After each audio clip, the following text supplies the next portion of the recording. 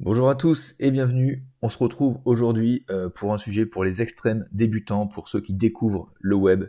On va parler d'HTML et dans ce cours, on va absolument retracer tout ce qui est utile en HTML. Pas tout ce qui est possible, parce qu'il y a bien sûr des milliers de choses possibles, mais je vais vous montrer tout ce qui est utile en HTML. Et à la fin de ce cours, vous aurez un beau document avec absolument toutes les choses qui vont vous servir pour faire des structures de pages web, tout simplement. Donc sans plus attendre, eh bien commençons, puisque je n'ai pas de générique, donc lançons-nous. Par quoi on va commencer déjà, tiens, par se créer un dossier. On va se créer un dossier, les amis, et on va l'appeler HTML court, tiens, voilà, pour faire un truc original. Ok. Et donc dans ce cours HTML, on va s'ouvrir, là, il s'est ouvert de l'autre côté, on va se faire un document texte, sauf que ça va pas être un document texte en vrai, on va faire un document qui s'appelle index.html. Hop, il nous demande de changer la terminaison, oui. Ensuite, on fait clic droit, ouvrir avec, et on va se l'ouvrir avec le bloc-notes. Et là, les amis, qu'est-ce qui se passe? Eh bien, on va essayer de se coder une page HTML ultra basique. Tiens, essayons, on va dire Hello Internet pour éviter de dire Hello World tout le temps. Et essayons de voir, tiens, c'est notre fichier qui est là, index.html. Si on le fait glisser dans notre navigateur, qu'est-ce qui se passe? Regardez là, en fait, on ouvre le fichier. On est dans HTML court, index.html, et regardez ce qui vient de se passer. Notre navigateur Internet, là qui est en l'occurrence Chrome, il est en train de nous lire quoi? Il nous lit Hello Internet. Donc il arrive à nous lire le fichier. Si on voulait le lire de façon différente, on pourrait faire CTRL-O, et en faisant CTRL-O, là on irait dans HTML court, index.html, on double-clique dessus, et c'est exactement la même chose que ce qu'on avait précédemment. Donc ok, on a cette page, on a mis Hello Internet. Ok. Tiens, et si par exemple, on se mettait I love HTML, vous voyez que je suis très inspiré, qu'est-ce qui va se passer là si on actualise la page? Vous voyez, il nous relie le fichier, en fait il relie ce qui est écrit là-dedans. Donc notre navigateur est capable de lire ce fichier-là. Et donc regardez, si on veut faire du HTML, on a qu'à dire, tiens, toi, entre crochets, tu es H1, hop, on referme comme ça, et tiens, là on a qu'à se mettre un break. Et regardez ce qui va se passer avec le BR là, et là, en ayant mis H1 entre balises. Donc, bien sûr, je reviendrai sur ces notions juste après. Là, je vous montre juste une introduction sur bloc-notes, et après, on va coder pour de vrai. Donc, regardez, là, j'actualise. Paf, qu'est-ce qui vient de se passer? Lui, on l'a mis entre balises H1, ben ça nous sort quoi? Ça nous sort un titre. Et on n'a plus les choses qui sont côte à côte, parce qu'on a mis un BR qui est donc un break, et donc il a créé un espacement, là où il y a écrit après I love HTML. Donc, vous doutez bien qu'on ne va pas coder sur un bloc-notes. Pourquoi? Parce que c'est pas très ergonomique, c'est quand même pas très pratique. Donc ce qu'on va faire, eh bien, c'est qu'on va coder sur un éditeur de code, les amis. Un éditeur de texte, on peut appeler ça aussi. Et moi, celui que je vais utiliser, celui que vous allez utiliser, ça s'appelle VS Code. Donc on va mettre VS Code Download, Visual Studio Code, voilà. Bon, moi j'ai l'habitude de mettre VS Code, c'est vrai, mais en fait c'est Visual Studio Code. Voilà, là vous prenez la version qui correspond à votre système d'exploitation, et ensuite, on se retrouve, les amis, sur VS Code. Hop, parce que moi, je ne vais pas le télécharger, je l'ai déjà, et on se retrouve sur cette interface. Ok, donc là, on a cette interface, et on est vide. On peut faire File, Open File, si on voulait aller chercher notre fichier, mais on peut aussi faire glisser. C'est assez pratique, voilà. On se met comme ça, on fait glisser, et voilà, notre HTML court, maintenant, on va pouvoir l'éditer ailleurs que dans un bloc-notes, dans un endroit beaucoup plus pratique. Là, en l'occurrence, c'est dans Visual Studio Code. Donc maintenant, on va se le mettre sur le côté, on va se le mettre comme ça, et ça, on va faire en sorte de pouvoir l'avoir comme ça, à chaque fois qu'on va coder, on va voir à côté ce qui est fait, vous voyez? Donc logiquement, on est toujours sur cette page-là, et donc là, on a notre petit texte, vous vous en doutez bien, ça va pas rester comme ça. Donc maintenant, on va attaquer dans le dur, on va supprimer ça, et avant toute chose, on va faire une structure de page HTML. Alors, je ne sais pas si vous avez déjà quelques bases en HTML ou pas, mais sachez que là, je fais point d'exclamation, et en faisant point d'exclamation, il me propose immédiatement une structure en faisant entrée. Sinon, on peut faire HTML5, vous voyez, il nous propose le HTML5. Vous voyez là, on peut se déplacer avec la flèche haut-bas, comme ça. Et là, en faisant HTML5, pareil, il nous propose une structure, et sachez que cette structure, c'est la structure qu'il faut employer lorsque l'on code en HTML. Ça veut dire quoi? Ça veut dire qu'on dit toujours point d'exclamation doctype HTML, d'accord? Mais dites-vous que si vous commencez une page HTML, commencez par un point d'exclamation, ou commencez par HTML tout court, et voilà, votre page sera faite. Mais je vais quand même revenir rapidement sur les choses. Donc on dit toujours doctype, on dit le type de document c'est de l'HTML, on commence toujours comme ça. Et derrière, là, les balises commencent en quelque sorte, puisque chaque balise ouvrante a une fermante, ou presque. C'est vrai que les balises méta n'ont pas de fermante, donc j'ai un peu tort là-dessus, ok. Mais vous avez quand même un peu compris le principe, c'est-à-dire que là, on a HTML langage, et là, on a la fermante. Là, il y a écrit EN pour English, nous on va mettre FR pour français. Ça, c'est pour que le navigateur sache qu'on est sur une page en français. D'accord? Ensuite, on a dans Head, là, on a toutes les informations qui ont un rapport avec la page, mais qui ne seront pas affichées. D'accord? On lui dit qu'on va utiliser un char7, UTF-8. Bon, je ne vais pas revenir sur absolument tout ce qu'il y a là-dedans. C'est des choses qu'on apprend vraiment au fur et à mesure quand on avance dans le développement web. Ça serait vraiment donner des informations futiles que vous ne retiendriez pas. Donc, on va juste, dans ce document, on va par exemple se mettre un titre. Là, vous voyez qu'on a écrit title. Donc, il faut savoir que tout est en anglais. Donc si vous n'avez pas l'habitude de l'anglais, vous inquiétez pas, ça va venir tout seul, puisque vous n'allez faire que ça, annoncer des balises en anglais, des choses comme ça. Et là, au lieu de document, tiens, on a qu'à s'écrire cours HTML. Je fais CTRL-S. CTRL-S, ça veut dire enregistrer. Sinon, on peut faire File, Save. File, Save, CTRL-S. Ça marche sur Word, ça marche sur le bloc-notes. CTRL-S, ça marche à peu près sur tout. C'est pour enregistrer. Donc il faut qu'à chaque fois, on enregistre notre document. D'accord? Vous voyez là? Là, j'ai fait un espace, donc là, le document a une petite boule. La petite boule, ça signifie qu'il n'a pas été enregistré, d'accord? Donc, hop, CTRL-S, là, il n'y a plus la petite boule, il est enregistré. Allons voir ici. Vous voyez que là, le contenu a disparu, puisqu'on n'a pas de contenu. En revanche, on a là écrit cours HTML. Vous voyez qu'on vient d'agir sur le titre de notre page. Alors, regardez ce qu'on va faire. Petit à petit, je vais commenter. Je vais commenter mon code. Alors comment on fait? Vous voyez, là j'ai écrit juste le truc normal, je sélectionne et je fais CTRL/. Enfin, CTRL, là, il y a les deux points en fait, voilà, CTRL/. C'est le même bouton, il y a les deux points et le slash. Et vous voyez, ça commente. Sinon, manuellement, on fait tac, tac, tac, et on met je commente. Enfin, voilà, bon. On peut faire comme ça. Donc ça, c'est des flèches. Hein, Enfin, c'est des flèches faites comme ça, je veux dire. Vous voyez? Donc, voilà. On a un commentaire. Ok, super. Qu'est-ce qu'on pourrait avoir envie de se mettre? On pourrait, à la place de ce petit truc-là, on pourrait se mettre un petit logo à nous. Allons chercher un logo HTML5. Et comme ça, vous allez voir comment est-ce qu'on ajoute un logo. Hop, on va dans Images. On va se prendre celui-ci. Il est là. Je fais... qu'est-ce qu'on fait? On fait enregistrer l'image sous. On est sur le bureau. HTML court. Et on va quand même se le renommer. On va le mettre logo-html.png. On enregistre. Voilà. Et là, regardez ce qui vient de se passer sur notre document. En fait, la Visual Studio Code, il nous met à disposition tout ce qui est dans ce dossier, en fait. C'est juste ça. On a tout ce qui est dans ce dossier.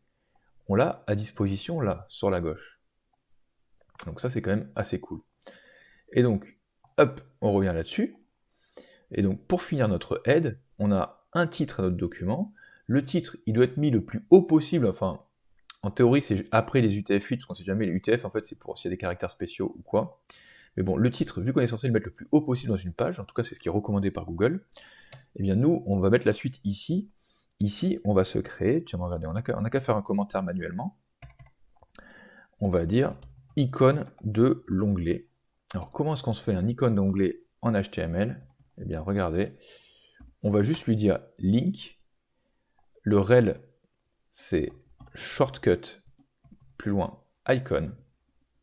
Et là, on va aller se chercher notre logo HTML. Paf. CTRL S. Donc là, on vient de faire un head. Vous voyez que tout ce qui est contenu là, ça ouvre.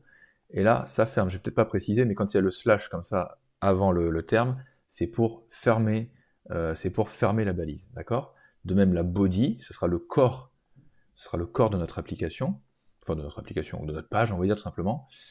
On ouvre, hop, et là, le slash, on ferme. Et HTML, on le ferme là. Vous voyez, HTML, c'est celui qui est lié là-haut. Voilà. C'est comme ça que ça marche, les amis. Donc, une fois qu'on a réussi à faire ça, eh bien, actualisons. Et regardez, on n'a plus le petit globe de base de Chrome. D'ailleurs, je n'ai pas parlé, mais je vous invite quand même à coder sur Chrome. Si vous avez un ordinateur qui est relativement bien bon, on va dire, parce que c'est vrai que Chrome, ça prend beaucoup de RAM, mais si vous avez un ordinateur correct, codez sur Chrome. C'est beaucoup plus pratique pour coder. Donc là, vous avez notre petit logo, qui est magnifique, et notre titre, vous voyez. On a réussi à paramétrer un petit peu à quoi allait ressembler notre page. Alors après, on peut mettre plein d'autres choses là-dedans, je reviendrai plus tard là-dessus. Mais voilà, on est déjà bon là-dessus. Maintenant, ce qu'on va chercher à faire, c'est à faire du remplissage, c'est à essayer de voir tout ce qu'on peut faire dans une page web en HTML. Alors, avant de se lancer dans l'écriture de ce qu'il pourrait y avoir écrit dans notre body, c'est vrai que j'ai été un petit peu vite sur VS Code, j'ai remarqué ça en revoyant la vidéo, et si vous allez là sur la molette, vous avez des settings, et vous avez aussi un color theme, et là vous pouvez choisir des thèmes, d'accord? Vous pouvez choisir la couleur qui vous convient. Alors sachez que plus ça va vous paraître joli, et plus ça va faire mal aux yeux, parce que plus les contrastes sont forts, plus ça fait mal aux yeux. Vous voyez, celui-ci Dracula, il est pas moche, mais je crois, non, celui-là vous l'avez pas de base. Ça fait partie des choses qu'on peut télécharger. Donc là, vous voyez, tout en bas dans VS Code, là, on peut aller se chercher des thèmes, on peut aller se chercher des aides en tout genre. D'accord? Dans ces aides en tout genre, il y a un plugin qui s'appelle HTML Snippets. Et ça, c'est des choses qui aident à coder en HTML. Donc là, vous allez ici, vous tapez HTML Snippets, par exemple, voilà. Il est ici, bon moi je l'ai déjà. Mais sinon, là, on doit vous inciter à le télécharger. Donc éventuellement, téléchargez-le. On va pas beaucoup utiliser les plugins dans ce projet, mais bon, ça vous fera déjà une petite intro, puis ça vous permettra d'avoir des aides pour taper. Donc voilà, ceci étant dit, il y a autre chose aussi qui m'a un petit peu surpris, c'est que là, moi, je suis en space 2. Là, vous voyez, si je clique, indent space, et en fait, on peut mettre space 4. Et en mettant space 4, regardez ce que ça va faire. Eh bien, ça met, vous avez sûrement ça, vous avez un écart de 4 espaces quand vous faites une tabulation. Donc ça se fait, c'est vrai que ça se fait pas mal, enfin ça se fait pas mal, ça se faisait pas mal. Moi j'ai pris l'habitude de faire du Space 2 à force de travailler avec des frameworks, etc. Mais pour cet exercice, on va se mettre en Space 4, d'accord? Comme ça va peut-être moins vous perturber. Donc voilà, c'est les petites choses avant de se mettre à coder le body. Donc, nous avons une head, comme un corps en fait, en quelque sorte, enfin comme un corps, comme oui, la morphologie d'un être humain. On a d'abord la tête, d'accord? Mais ça, la tête n'apparaît pas visuellement ici, enfin, sauf là un petit peu. Et ensuite, on a le body. Et là, c'est dans le body de notre HTML, donc dans le corps, qu'il y a absolument tout ce qui est visuel, tout le squelette de notre application qui va apparaître. Donc, là, j'ai écrit body. Eh bien, on va séparer notre body en plusieurs sections. Et regardez, si j'écris section et que je fais entrer, hop, il m'apporte immédiatement les chevrons, le chevron ouvrant, le chevron fermant, et il m'apporte la fermante aussi. Donc ça, c'est plutôt cool. Comme ça, on n'a pas toujours tout à se taper.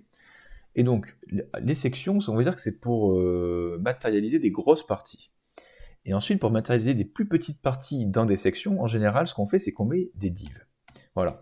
Alors ça n'a pas une importance vitale. On peut par exemple mettre div partout. Ce qui est bien, c'est que si un jour vous donnez votre code à quelqu'un, ou si quelqu'un doit reprendre un code, plus vous aurez des balises qui sont explicites, et plus ce sera du code qui sera facile à comprendre. Donc dites-vous bien qu'il n'y a pas une importance capitale à mettre des sections, et ensuite à mettre des divs, etc. Mais en termes de structure de page, c'est conseillé. Et donc, qu'est-ce qu'on pourrait se mettre dans notre div? Eh bien, on pourrait se mettre, comme je vous l'ai montré tout à l'heure, un H1. Donc c'est pour un header 1, c'est H1. Donc c'est un titre. On n'a qu'à dire titre, hop, H1. Et tiens, et si par exemple, je vais vous montrer un peu tous les titres qu'on peut faire. Hop.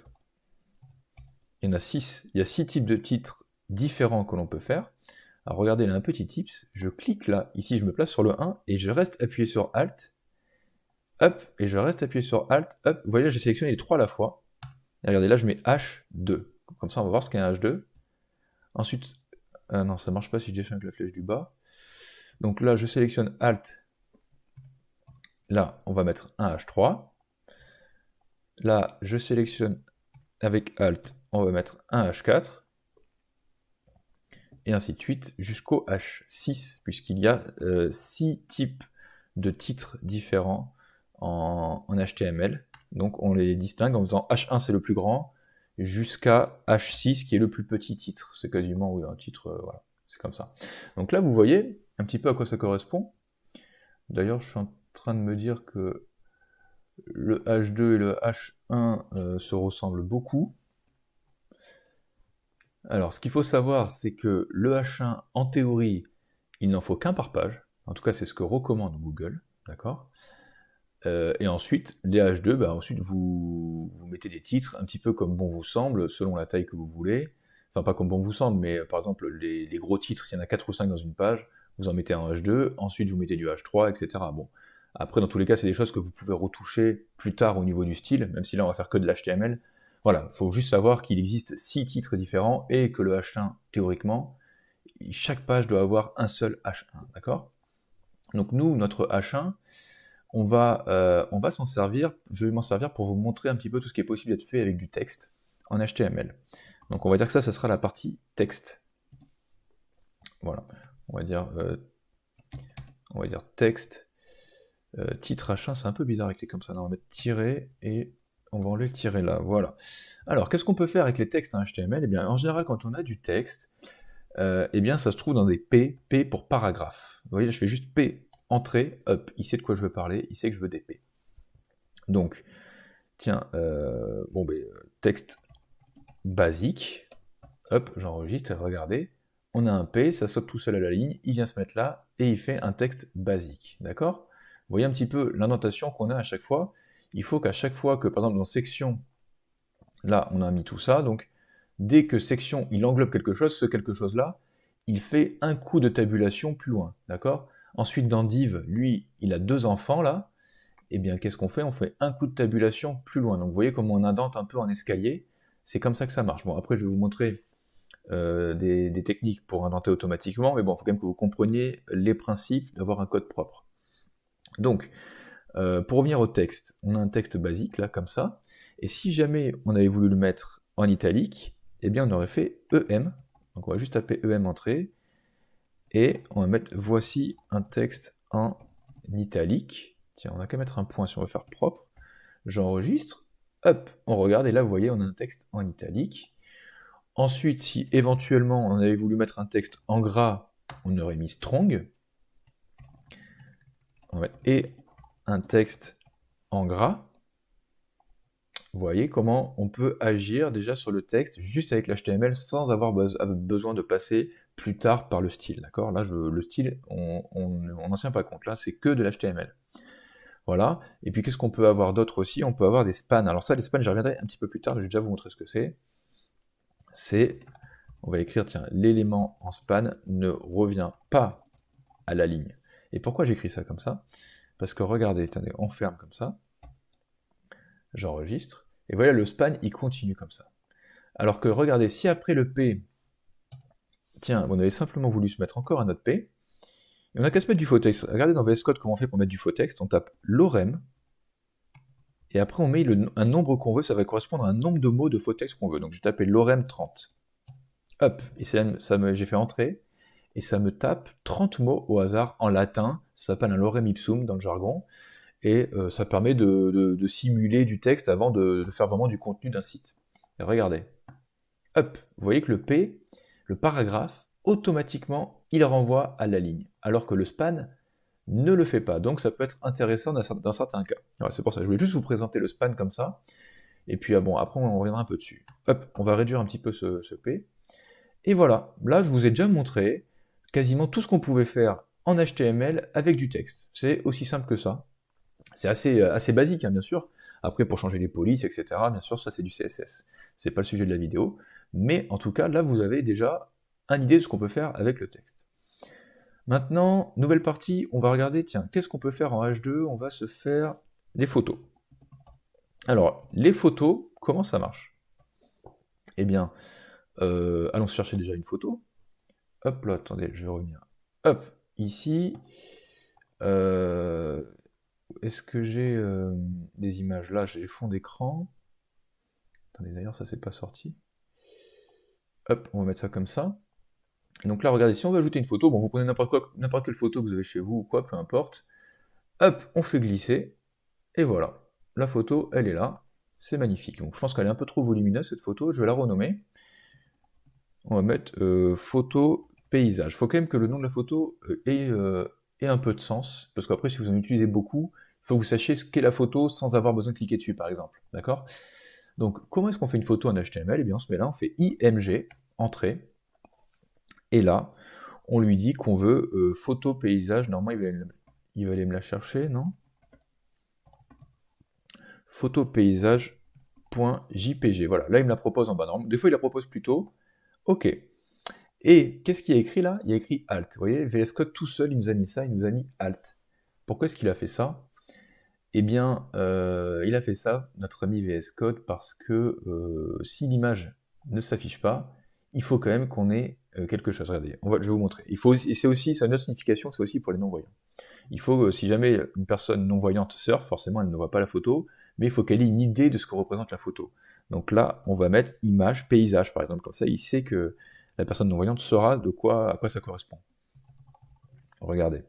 Donc là j'ai mis image, paysage, on enregistre. Donc, ok, l'image elle est là, je vous ai dit qu'elle était très très très volumineuse. Bon, on va régler ça après. Mais regardez, si par exemple, hop, on se trompe dans le nom, regardez, vous avez sûrement déjà vu ça sur internet, quand une image n'apparaît pas. Eh bien, on a son alt qui apparaît juste à côté, image paysage, d'accord? Donc c'est pour ça que c'est à ça que ça sert également. Donc je remets le Y, et vu qu'elle était un peu trop grosse, regardez, il y a des propriétés dans IMG, par exemple, on peut mettre la propriété 8 comme hauteur en anglais, et on peut lui dire, bah, tiens, tu me fais 200, et ça correspond à 200 pixels. J'enregistre, j'actualise. Et voilà. Qu'est-ce que vous en pensez? C'est quand même plus petit. Bon, ce sera pas magnifique notre site, hein. Je préfère vous le dire de suite, vu qu'on peut pas vraiment agir sur le style. Mais en tout cas, vous voyez qu'on a réussi à ajouter une photo. Voilà. Donc juste avant de terminer cette partie, je vais vous montrer un petit plugin qui va faire qu'on n'aura plus besoin d'actualiser la page. Un petit plugin révolutionnaire qui s'appelle Live Server. Donc là, on va sur les plugins. On va dans Live Server. Hop là, moi je l'ai déjà, Live Server. Par contre, je l'ai mis Enable. Hop, je le remets. Donc vous devez faire télécharger. Vous voyez qu'il a été téléchargé 9 millions de fois. Donc quand vous téléchargez des plugins, peu importe ce que vous téléchargez, regardez combien de fois ça a été téléchargé et combien d'étoiles ça a. C'est très important. Enfin, très important. Ça aide à déterminer qu'est-ce qui est bien et qu'est-ce qui est moins, par exemple. Et donc, une fois qu'on a notre Live Server, qu'est-ce qu'on peut faire? Regardez. Si par exemple, là, je fais clic droit, eh bien là, on a Open with Live Server. On a également en bas, là, un petit Go Live. Donc soit vous cliquez sur Go Live, soit vous cliquez sur Open with Live Server. Vous voyez, Starting, et là, hop, il nous a lancé notre application, enfin notre petite page. Et à chaque enregistrement, ça va automatiquement mettre notre page à jour. Donc ça, c'est plutôt cool. Ok, testons pour voir si ça marche. On n'a qu'à se dire que là, au niveau du H3, on va se faire les listes. Alors, comment ça marche les listes en HTML? Eh bien, pas très compliqué, je vais vous montrer rapidement. On peut faire soit des UL, soit des OL. Alors, les UL, ça veut dire Unordered List. Donc, tout ce qui est contenu là-dedans, eh bien, ça sera la liste. Donc, UL, on annonce une liste déjà, et ensuite, on énumère en disant li. Tiens, je vais juste vous mettre UL égale Unordered List. Unorder, si vous n'êtes pas familier avec l'anglais, order ça veut dire ranger. Donc le unorder c'est une liste qui n'est pas rangée, enfin qui n'est pas classée en tout cas. Et là regardez, je vais vous montrer un petit tips pour multiplier la ligne autant de fois qu'on le veut. On fait majuscule, enfin la flèche de la majuscule, le caps lock. Non, pas le caps lock justement, la majuscule, alt et flèche du bas. Hop, hop, et vous voyez ça multiplie la ligne. Donc là on va dire qu'on fait une liste de 3 éléments. Regardez, j'enregistre. Et regardez, le live server, il a actualisé automatiquement la page. Donc ça, c'est cool. Et vous voyez que là, ça nous fait des petits bullet points, là, des trucs un peu moches, là, des gros points noirs. Donc ça, c'est une liste qui n'est pas classée, qui est unordered list. Pourquoi UL? D'accord? U pour unordered list. Maintenant, si on voulait une liste rangée par numéro, eh bien, ça s'appellerait order list. Donc, comment on mettrait ça en HTML? On dirait OL. Hop, comme ceci. OL, et donc dans le lit, on va dire OL est égal à ordered list. Hop, je fais majuscule, alt, flèche du bas, et voilà, j'enregistre. Et regardez ça, on a là, les amis, une liste avec des numéros automatiquement. Donc, regardez, on aurait pu l'ajouter. Donc, vous voyez que les numéros, c'est pas nous qui les avons mis, et ils se mettent automatiquement. Donc voilà, vous avez compris comment marchent les listes en HTML. Donc, on avance bien quand même dans ce cours. Vous voyez que ça va quand même assez vite, et vous allez voir qu'en fait, ce qui est vraiment utile en HTML, ça prend pas, il n'y a pas 10 000 choses, hein, ça va très très vite. Et avec toute cette structure-là que vous avez là, après vous serez capable de faire n'importe quelle structure de page. Hein. Dites-vous bien que l'HTML, c'est vraiment le squelette de notre page, c'est vraiment toute cette structure. Donc quand on annonce des listes, c'est pour des listes, quand on annonce des sections, c'est pour des parties distinctes, etc. D'accord? Voilà. Donc, ensuite, qu'est-ce qu'on va attaquer? On va attaquer les tableaux. Avant d'attaquer les tableaux, honte sur moi, j'ai vu en revoyant la vidéo précédente que je n'avais pas mis de header et de footer. Tout comme là, il y a un head, il faut savoir que dans le body, on peut mettre aussi en haut du body, enfin, ce qui sert de titre ou ce qui sert d'introduction à une page, ça vient souvent dans un header. Donc ce qu'on va faire, nous là, c'est qu'on va se le prendre et on va s'enlever ça et on va se le mettre plutôt ici. Hop, attendez, je suis en train de voir que c'était un peu n'importe quoi. Hop, on va mettre header. Comme ceci. Et la fermante, elle va aller ici, voilà, juste avant la section. Donc voilà, ça se présente souvent comme ça les pages, tout comme il y a un header, plus tard il y aura un footer. Bon, tout ça, ça se passe dans le body. C'est des choses qui se font, mais ça se fait pas non plus tout le temps, sur toutes les applications, etc. Mais il faut quand même que je vous le montre. Voilà, on fait header, ensuite des sections. Hop, on enregistre. Et voilà, ça se présente un petit peu mieux comme ça. Ok, donc une fois que cela est fait, je vous avais dit qu'on allait voir les tableaux. Alors, comment ça marche les tableaux? Je vais vous montrer de façon assez basique comment les faire. Après, je vous montrerai aussi du contenu pour créer des tableaux automatiquement, etc. Alors, les tableaux, ça se présente par la balise table. Donc, table, ça veut dire tableau en anglais. Donc, cette balise table, on peut lui mettre quoi? On peut lui mettre éventuellement une légende. Oula, j'ai un peu trop sélectionné, voilà, comme ça. Donc, je commente. D'ailleurs, je suis en train de voir que mes flèches ne sont plus jaunes. C'est étrange, bon, c'est pas très grave. Donc, on va se mettre éventuellement une légende. Légende en anglais, c'est caption. Voilà. Et donc, tiens, on va faire un tableau sur les populations d'Europe. Ok. Et donc, comment se présente le tableau? Le tableau, il se présente avec une en-tête. Ça me perturbe de ne plus avoir mes commentaires. Je pense que c'est avec le plugin que j'ai réactivé tout à l'heure. Bon, c'est pas très grave non plus. Je pense que vous avez les commentaires comme ça, vous n'avez pas les flèches jaunes comme j'avais au début, donc tant mieux. Donc, on a là notre en-tête du tableau. Et donc, comment ça se présente? Eh bien, notre en-tête, c'est T pour table et head. Vous voyez qu'on voit souvent le terme head, header. Donc, T head, c'est pour toute l'en-tête du tableau. Et donc, ensuite, on va dire TR. Et à l'intérieur, on va énumérer les TH. Donc, on va lui dire pays. On va lui dire TH population. Et regardez ce que ça fait. Hop, j'enregistre. Voilà. Donc, notre tableau, il est comme ça. Population d'Europe, pays, population. Donc, pour l'instant, il n'est pas fameux. Il n'est pas très joli. Parce que là, si on veut dans table, on peut lui mettre déjà une border. On peut lui dire border, tu vas me mettre 1 de border. Hop. 1. Voilà. Ça il se représente comme ça notre tableau. Bon, il n'est pas extraordinaire. On peut éventuellement mettre une width, c'est-à-dire une largeur. Et on peut lui dire, tu vas prendre 50% de l'espace qu'on te donne. Voilà. Donc là, il prend 50% de la page, quelle que soit sa taille.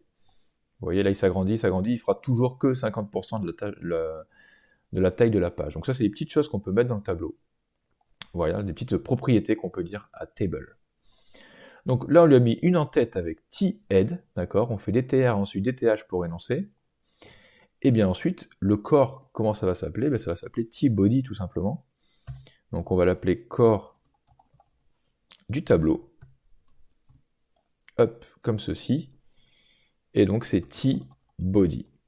Et donc là, les T-body, on va mettre DTR. Donc on va dire TD, on va se mettre France. J'ai mis 3 pays seulement, je vous rassure. Et donc TD, 66 millions. J'enregistre. Et vous voyez, ça rajoute la ligne du tableau magnifiquement à la suite. Donc voilà, c'est aussi simple que ça, un tableau. Après, il y a moyen d'en faire des plus complexes, mais comme je vous l'ai dit tout à l'heure, je vous montrerai après. C'est vrai que moi, je suis pas ultra fan de faire des tableaux en HTML, mais je sais que ça se fait pas mal. Donc, hop, on va dire que j'avais mis quoi? J'avais mis Allemagne 82. Bon, j'ai pas vérifié les chiffres. J'ai utilisé ma mémoire. Je suis pas sûr qu'il soit 82 millions en Allemagne, mais pas loin à mon avis. Et Espagne, j'ai mis 45. Bon, ça doit être dans ces eaux-là. Hein. On va regarder. 47 l'Espagne. Ils ont fait des bébés depuis. Voilà, tout simplement, c'est pour ça. Ok. Donc très bien. Et voilà, les amis, nous avons créé un tableau en HTML. Bon, comme je vous l'ai dit, je suis pas extrêmement fan. Mais en tout cas, voilà, vous voyez la structure, on a une légende éventuellement, c'est pas obligatoire, hein, vous pouvez faire ce que vous voulez. On a surtout le T-head pour avoir donc les en-têtes, et le T-body en suivant. Voilà comment ça marche. Ensuite, on va passer à quoi? On va passer au H5, le H5, et je vais vous montrer comment on fait des liens. Comment est-ce qu'on fait un lien cliquable vers un autre site? Regardez, tiens, par exemple, eh bien, pour faire un lien, on fait une encre en français. Encore, ça s'écrit comme ça, hein, vous voyez, mais ça se prononce encore.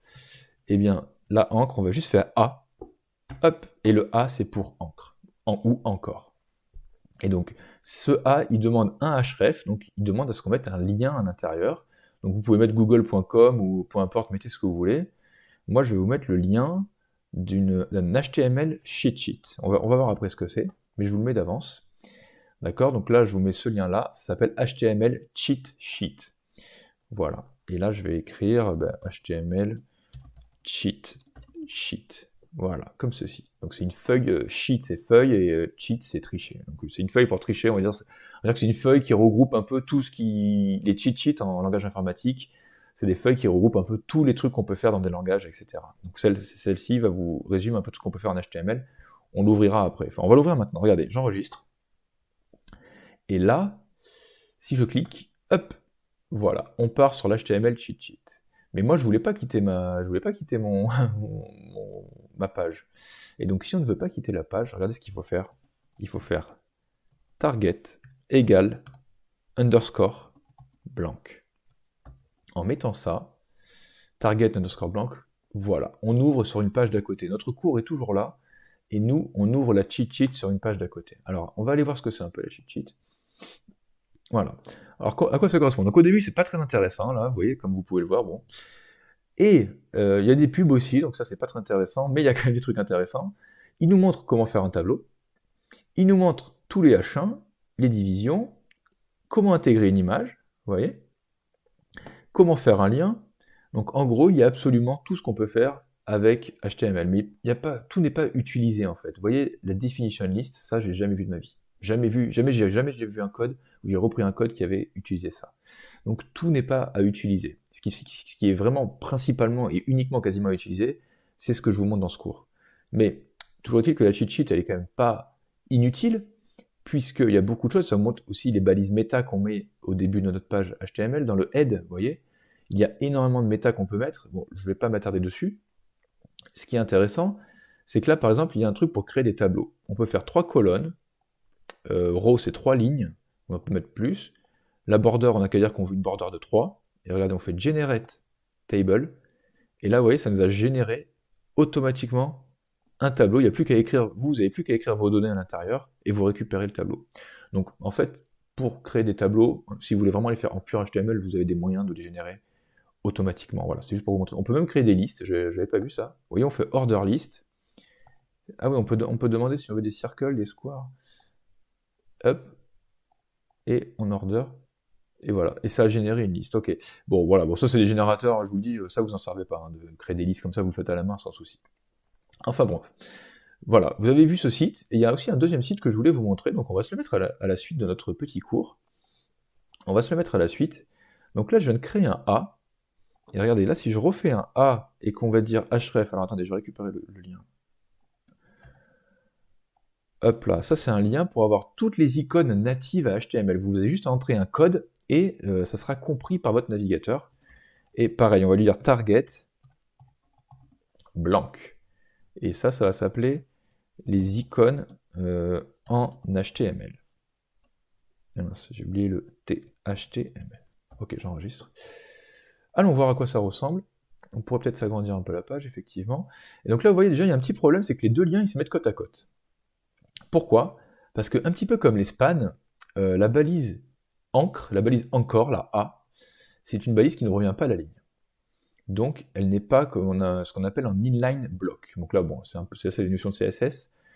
Donc, si on veut les séparer, les deux A, eh bien, on fait un break, un BR. Si vous vous souvenez au début de la vidéo, c'est ce que je vous avais montré pour séparer les petites choses qu'on avait écrites au tout début de la vidéo. Et donc là, vous voyez qu'en faisant un BR, j'enregistre, et voilà, elles sont l'une en dessous de l'autre. Donc les icônes en HTML, allons voir. Là, mes amis, nous avons des icônes. Toutes ces icônes-là, elles sont utilisables juste en reprenant le HTML code qui est...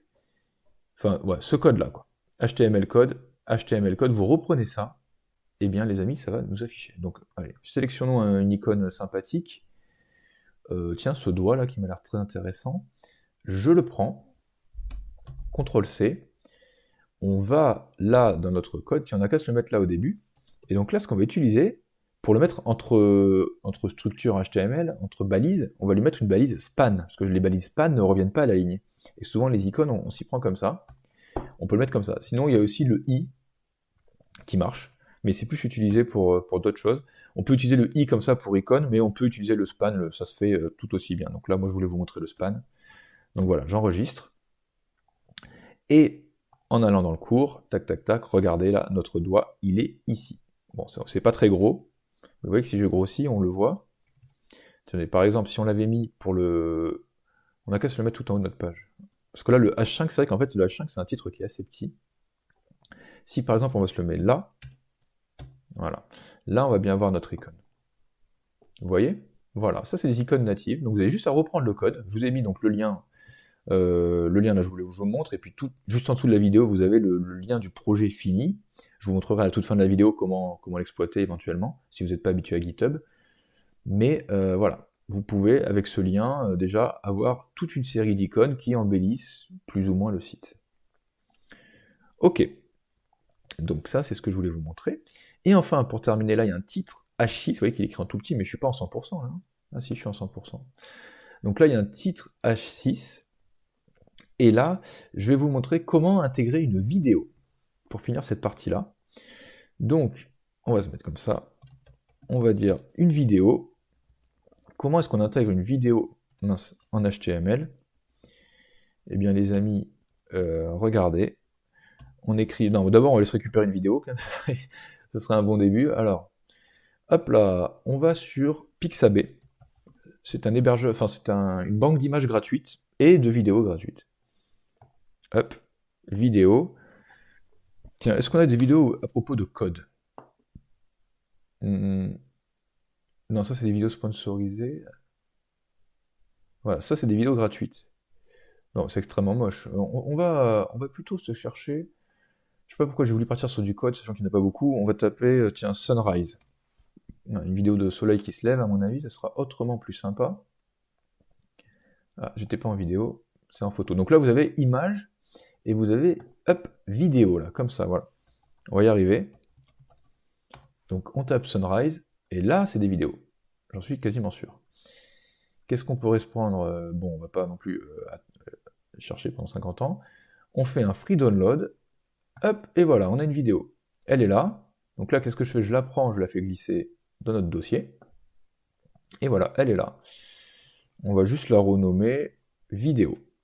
Voilà, de toute façon, il n'y en a qu'une. On risque pas de la confondre. Donc, comment est-ce qu'on intègre une vidéo?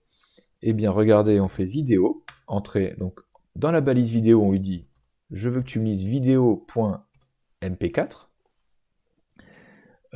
Et ensuite, on peut lui donner des propriétés. On peut lui dire autoplay, c'est-à-dire que je veux que tu joues automatiquement.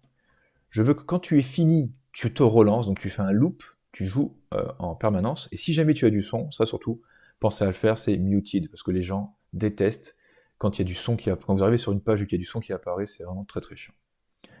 Donc voilà, on a mis ces informations, on enregistre. Et regardons, ah oui d'accord, elle est très très grosse la vidéo. Voilà, très sympa, ces bâtiments qui fument en plus. Très bien. Donc, vu qu'elle est un peu grosse, eh bien, un petit peu comme pour les images, il y a des propriétés 8. Donc on va lui dire 8, je veux que tu fasses 150 pixels de hauteur. Et là les amis, voilà, nous avons notre vidéo, alors on voit quand même que les nuages bougent, donc c'est pas une photo. Et nous avons intégré une vidéo à notre projet. Et donc voilà, on a déjà commencé à coder un certain nombre de choses en HTML. Il nous reste plus grand chose, je vous rassure, il nous reste quand même le truc qui, à mes yeux, est le plus important, c'est les formulaires. Alors, avant de vous montrer les formulaires, je vais vous montrer d'abord un petit truc que je vous avais promis, c'est pour ranger, pour indenter automatiquement un peu toutes ces choses-là de façon propre. Et donc, on va aller prendre Prettier. Prettier, voilà, c'est un code formateur, donc il vous formate le code de façon très jolie. Donc voilà, je vous invite à prendre Prettier. Et une fois que vous avez Prettier, les amis, eh bien sachez, je sais pas s'il faut relancer ou pas VS Code, je crois pas, mais si ça marche pas, essayez de relancer VS Code. Une fois, on va sur la molette, on va dans Settings, et là, on a un truc qui s'appelle Format on Save, et ça va formater quand on sauvegarde. Format on Save. Hop, on clique dessus, et là, en toute logique, en fait là si on fait clic droit et qu'on fait Format Document With, vous avez Format Document With, là vous pouvez choisir, et vous avez Prettier Code Formatter. Donc vous pouvez éventuellement le choisir, donc là je l'ai choisi, et il m'a mis en 2, bizarre. Attendez, on va revenir en arrière, du coup on va pas prendre Prettier Code Formatter, il m'a pas pris, c'est bizarre, j'ai l'impression qu'il m'a mis en 2, on est bien sur 4, ah oui mais je suis configuré en 2 peut-être, c'est pour ça qu'il met automatiquement. Bon moi je suis en 2, donc dites-vous que vous, si vous êtes en 4, normalement ça va le faire. Et donc du coup si on fait Format Document With, je vais prendre Prettier, et donc ça veut dire quoi? Bon là je repasse en 2 pour la fin du projet, parce que sinon bon ça m'obligerait à faire trop de changements. Mais ce qui est intéressant, c'est que là, regardez, si ça c'était mal placé comme ça, regardez, là je fais CTRL S, hop, et vous voyez, il a automatiquement replacé comme il fallait. Donc à chaque fois que vous allez enregistrer, ça va vous indenter correctement votre code, c'est quand même une aide qui est plutôt très utile. Bien, ceci étant dit, on va sauter une petite ligne, et on va se mettre une section. Alors je vous rassure, en vrai, on ne met pas des BR partout comme ça, hein. En vrai, après on organise avec le CSS, mais là c'est juste que vu qu'on fait 0 CSS, on est obligé de faire des petits breaks, enfin des sauts de ligne automatiques, voilà, c'est juste pour ça.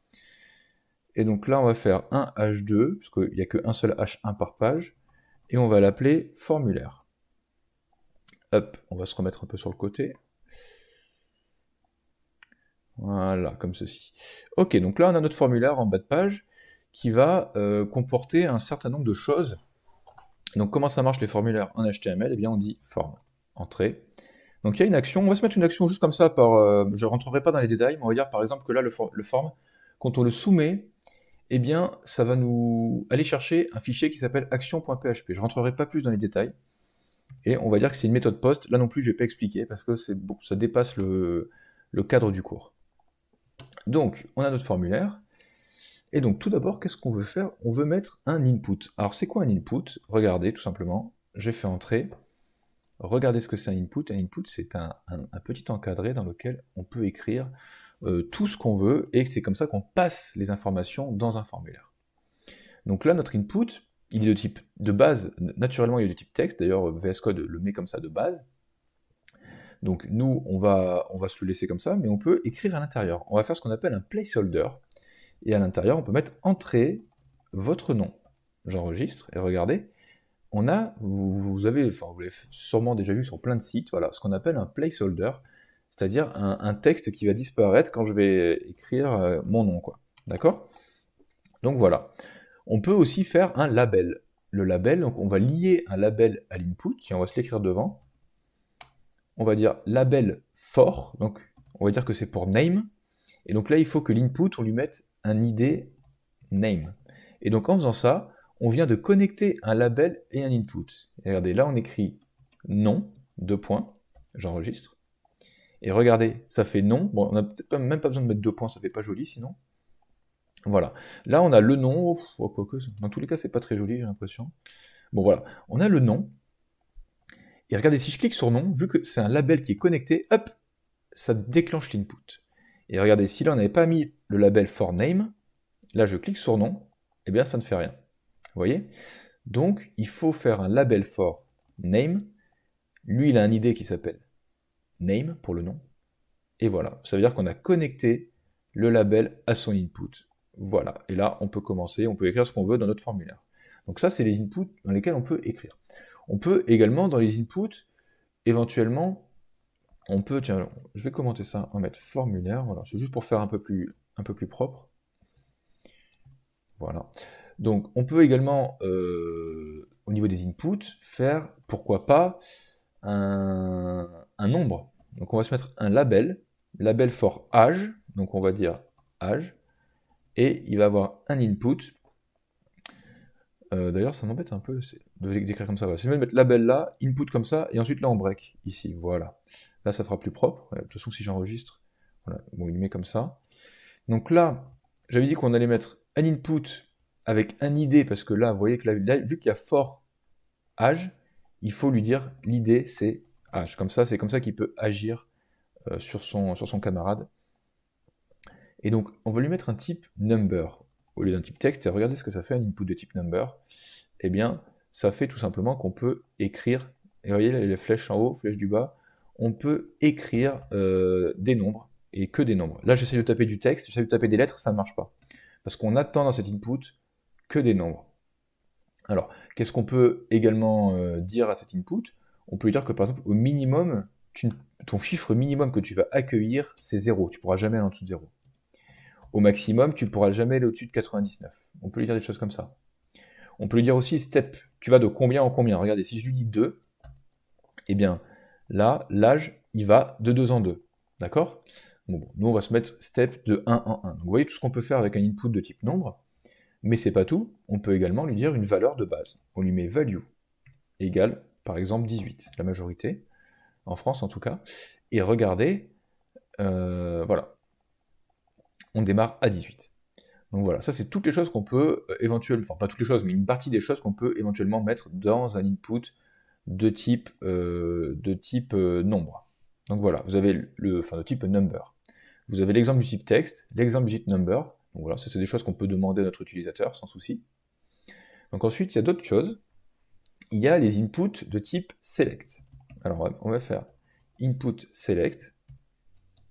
À quoi ça correspond les inputs de type select? Eh bien, vous allez voir, on va se mettre un label for gender, donc pour le genre en anglais, donc genre.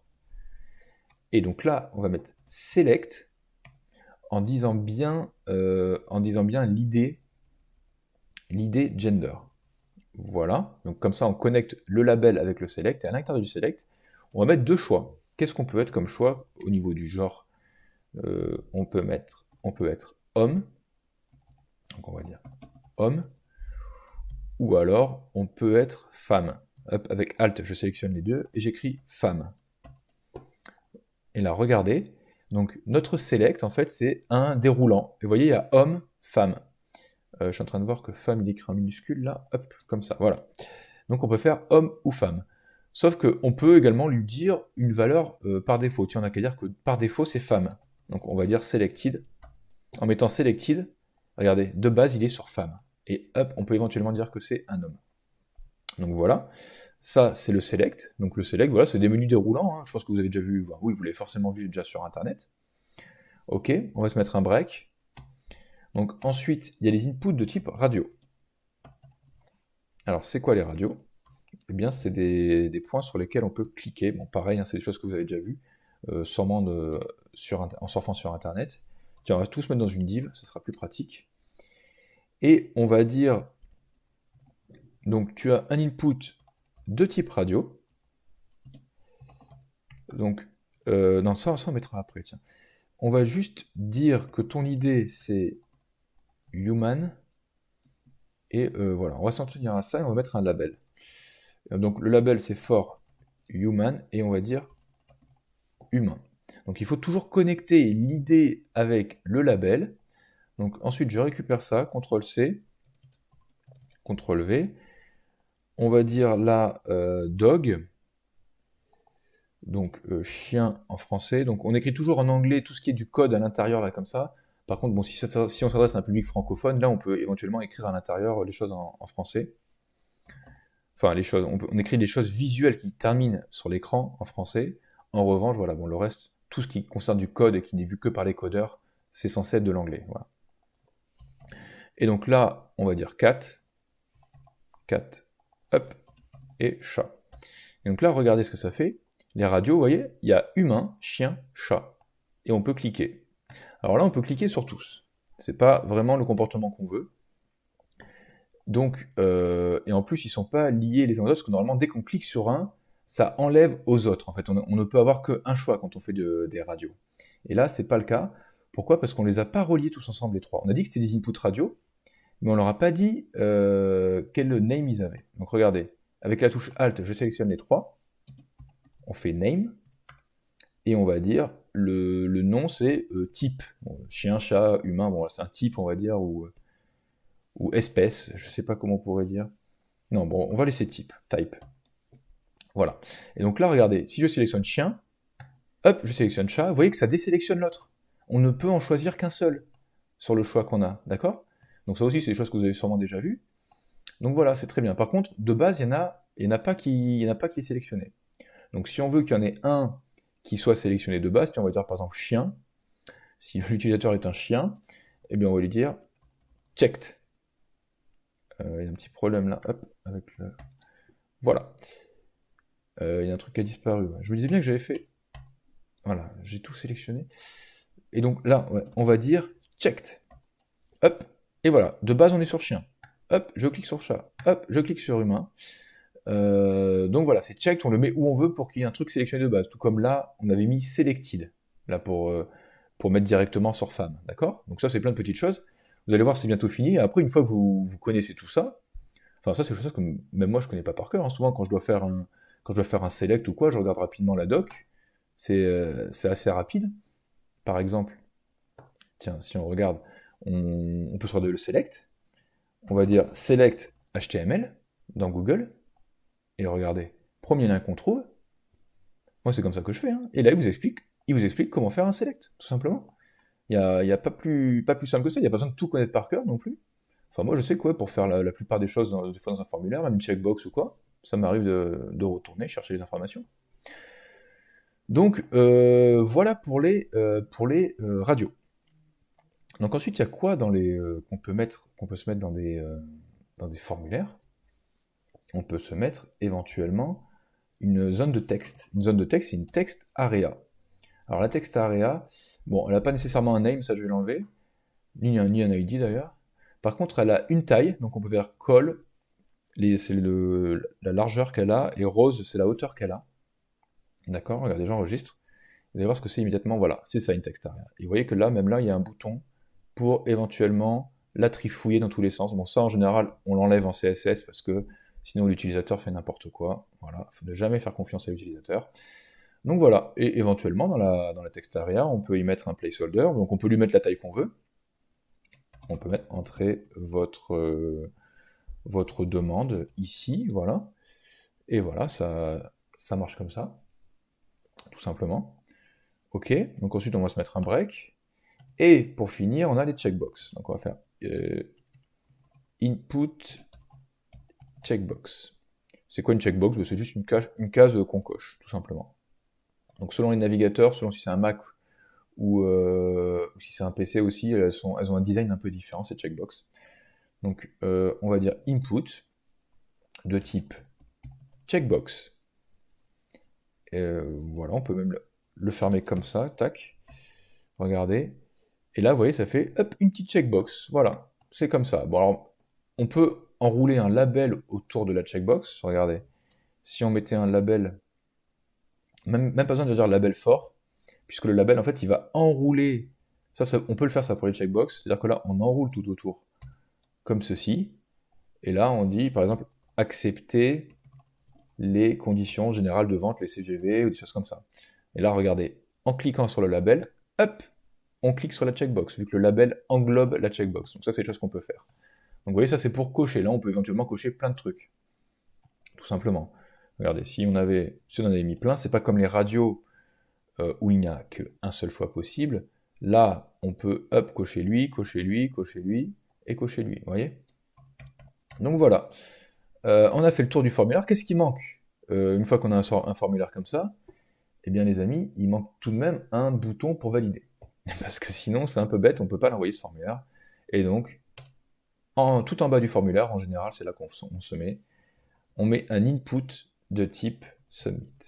Bon, je suis quand même conscient qu'il y a énormément d'informations, que c'est beaucoup de choses, mais c'est en pratiquant après qu'on arrive à être à l'aise avec tout ça.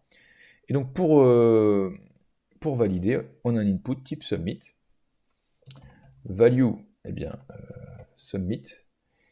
Non, on va pas mettre submit, on va mettre valider. Voilà. Là, en fait, ça s'écrit comme ça. On écrit la value pour dire ce qu'on veut dans notre bouton. Regardez, vous allez voir, un input de type submit, en fait, ça fait un bouton. Voilà, il est comme ça. Alors, on peut se mettre un break, tac, comme ça. Voilà, il est là, et là, on a validé. Et donc, en fait, quand on clique sur l'input de type submit, les amis, eh bien, on valide tout ce qui est contenu dans les balises, dans les balises formes, d'accord? Tout ce qui est là-dedans, toutes les informations qu'on a rentrées, après on peut se les récupérer. Bon, ça dépasse le cadre du cours, donc je ne vais pas vous expliquer comment, mais en fait on va créer une action vers éventuellement une page PHP, une page Python, peu importe, d'accord? Et donc là, regardez, je valide, paf, et là, on part, bon, bien sûr, il ne connaît pas la page, hein, je lui dis action.php, là, qui est là, donc ça, il ne connaît pas, mais voilà. Vous avez compris le principe. Ok, eh bien les amis, on a quasiment fini. Un petit bonus quand même, enfin deux petits bonus. Et après, on a fini ce tour d'horizon de tout ce qu'on peut faire, tout ce qui est en fait utile en HTML. Je pense pas avoir oublié grand chose. Si jamais j'oublie vraiment des trucs évidents, mettez-le moi en commentaire, ça m'intéresse, mais je pense pas. Donc on va dire mail et envoi de fichier. Hop, on se met comme ça. Et on commente. Donc là, de la même façon qu'on a fait un header là, dans le body, et bien tout en bas, on a un header, on a le body, et en bas on a un footer. Donc c'est le bas du document, juste avant la fermante du body. Hop, on se met un footer comme ceci. Donc là, pour envoyer un mail, regardez comment on fait. On fait une encre, un encore avec un href. On dit mail to, et là, bon, on met l'adresse à laquelle on peut éventuellement nous contacter. Donc je vais mettre fs@gmail.com, bon c'est pas une vraie adresse, mais c'est juste pour que vous compreniez le principe. Et on met écrivez-moi. Et regardez, j'enregistre. Donc là on a écrivez-moi. Et regardez, si je clique dessus, ça m'a ouvert de l'autre côté, moi ma page Hotmail, enfin ma page, ma boîte aux lettres. Et voilà, ça met l'adresse du destinataire et nous on peut directement lui écrire. Voilà, tout simplement c'est comme ça que ça marche. Ce truc-là, mail to, ça ouvre automatiquement les choses. Donc, à savoir aussi, c'est pas ultra utilisé, mais ça peut rendre service sur un site si vous voulez pas vous embêter à faire un formulaire entier et tout. Vous dites juste écrivez-moi, vous donnez votre adresse, et puis après l'utilisateur peut vous contacter. Ok. Et donc après un A, il faut forcément faire un break. Et qu'est-ce que je voulais vous montrer d'autre? Oui, je voulais vous montrer comment on télécharge, comment on peut faire télécharger un fichier à notre utilisateur. Donc regardez là, tiens, on va se créer un notice, par exemple, une notice.text. Voilà, on va mettre ceci est une notice, ok. Et là, on peut donc proposer à notre utilisateur de la télécharger. Donc on fait un A, on met dans le A notice.txt et on écrit download. On peut même mettre le nom du fichier, on met nom du fichier comme ça. Et télécharger la notice. Regardez. Donc en faisant ça, en fait, il faut être en HTTPS pour pouvoir la télécharger. Là, on n'y est pas. En fait, on travaille en local, on n'est pas en connexion sécurisée, puisqu'on travaille chez nous, quoi. Donc du coup, regardez, si je fais ça, ah mais si ça a marché. Ah ben d'accord. Quand je m'étais entraîné, ça n'avait pas marché. Ok, ben, très content. Et donc là, vous voyez, ça a téléchargé, ça a mis nom du fichier .text. Hop, je clique dessus. ceci est une notice. Donc si vous voulez envoyer des fichiers à votre utilisateur, eh bien, c'est comme ça qu'on fait en HTML, les amis. Et voilà, on a fait le tour. Nous avons, dans ce document, il n'y a que 131 lignes, vous voyez. Et là, vous avez l'ensemble des choses à utiliser pour créer le squelette. C'est exactement ça, on vient de créer un squelette de page web. Voilà, on a vu le texte, des photos, les listes. Déjà, rien qu'avec ces 3 premiers, vous avez quasiment tout l'HTML. Enfin, les liens aussi, c'est important. Les vidéos, c'est très peu utilisé. Les formulaires, c'est très important. Donc voilà. Après, le mail, etc. Donc voilà, les amis. Voilà, j'ai fait cette vidéo comme support pour mes élèves. D'ailleurs, s'il y en a certains qui ont regardé jusqu'au bout, ben, écoutez, je les salue. Sinon, pour les autres, eh bien, j'ai juste à vous dire que je vais bientôt faire une vidéo sur CSS, mais que sinon, il y a du contenu. J'ai déjà énormément de contenu sur CSS sur ma chaîne. Si vous voulez